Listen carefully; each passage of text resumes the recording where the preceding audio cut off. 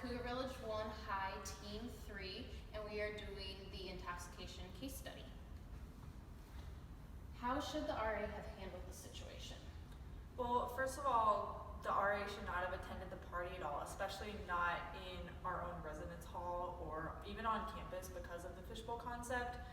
You know, RAs have to be examples for our residents, and that includes fundamentally not breaking the codes of conduct that we are responsible for upholding in our building. Doing so, breaking those codes will result in a loss of respect from our residents and can cause chaos in our community. So while RA Sam didn't have knowledge that the party would include underage students or that it would get out of hand the way that it did, he should have not put himself in the situation to begin with. Although Sam does turn the music down and asks the underage drinkers to leave, he's still complicit because he doesn't document the situation, knowing that rules were being broken. It's his responsibility to contact the correct people, including the RLC on call, security, UHPD, etc., and to document the situation by writing an incident report. His decisions to respect his friend Thomas's wishes shows favoritism to a specific resident of his, which can result in a loss of respect from not only Thomas but also Sam's other residents in the hall. In the end, all the residents must be held to the same standards and follow the same rules, no matter how partial an RA may be to a specific individual or group. So what would you have done differently in this situation? I think if we had been in Sam's position, we would have suggested that Thomas have his party off campus. If he said he didn't want to move his party off campus, we could remind him of the Sherrill policies regarding noise and drinking, especially those involving underage drinking and mass consumption games. As the night progressed, I think the RA, as Sam or whatever, would keep our eyes and ears open and inform the RAs on call so they can listen and be aware while they're on rounds. What would you do as Sam?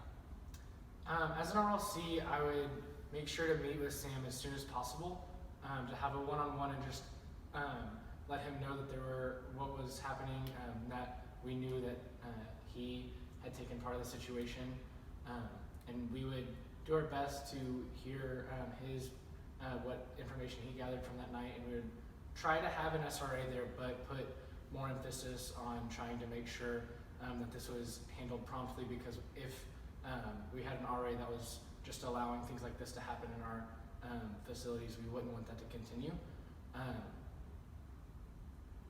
And then at the end of that conversation, if there wasn't new evidence that came to light, we would probably terminate the contract.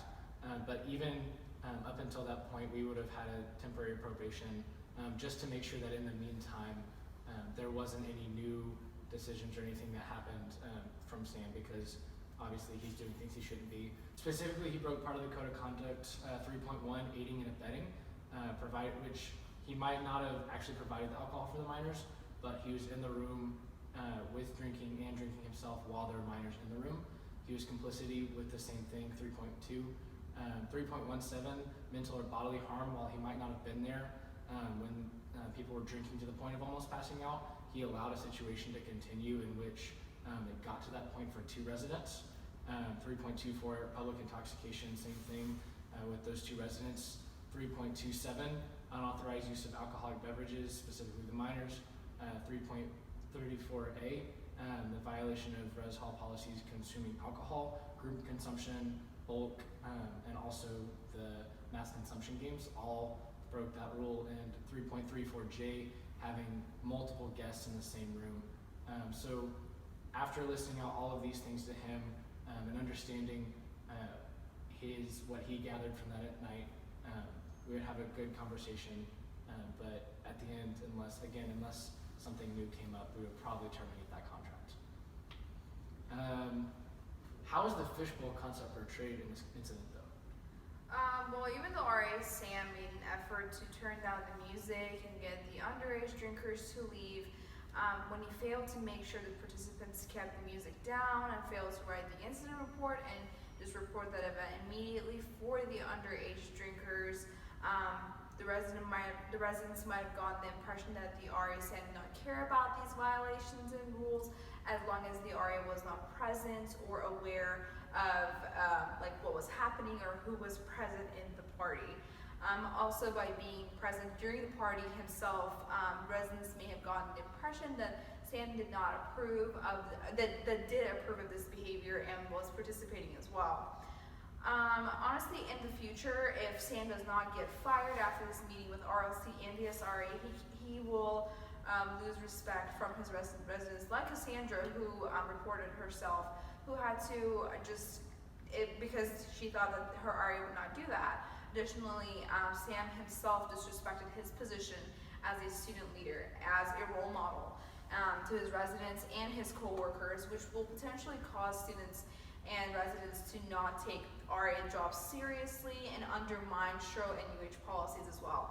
This might give them the incentive to just participate in dangerous behaviors again and think that it's okay and will not be reported. So, how would you reach your target goal if you were to put on an educational program for the floor to know? And how would your program be effective in the building? Yeah, so in reality, the best programs not only provide education to the residents, but they're also fun, which is how the residents will even come out. Generally, that's achieved through free food or prizes, but in this case, the education aspect is definitely the most important part of it. And so one of the ideas would be holding a program where you host testimonies from people who are survivors of alcohol poisoning, maybe stories from someone who's affected by alcohol poisoning, whether it's them, a friend or family member, maybe that includes death or major injury, just something that will really provide an impact. You're really going for that shock impact so that the residents aren't just hearing something, but they're hearing something meaningful that could impact them later on in their life if they chose to participate in this again. Also, like I said, you need to have that fun aspect, which means as an added incentive, you could definitely invite UHPD, not only because they're a collaborator for talking about the educational aspect, providing their testimonies and everything, but also because they can provide drunk goggles, which is always a fun thing for residents to do, as evidenced by past programs. They would also provide the opportunity to talk about the Texas 911 Lifeline Law, which definitely could have been used in this incident. I think it's just something that provides for underage people who are consuming alcohol and might not report anything to emergency services because they're worried about getting in trouble.